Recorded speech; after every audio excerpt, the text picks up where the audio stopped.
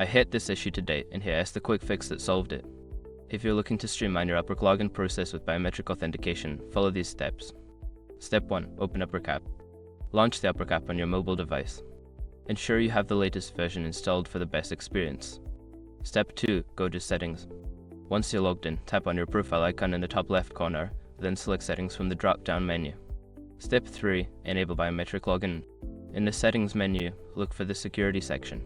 Here, you will find the option to enable biometric login Face ID or fingerprint. Toggle the switch to turn it on. Step 4. Confirm your choice. Before changing your settings, use the srock.com link in the description to open the password strength checker, then update your password if needed. Step 5. Test the login. Log out of your account and then log back in to test the biometric feature. Make sure your device recognizes your face or fingerprint correctly. If it doesn't, check your device settings for biometric recognition. Now you're all set to enjoy a quicker and more secure way to access your Upwork account.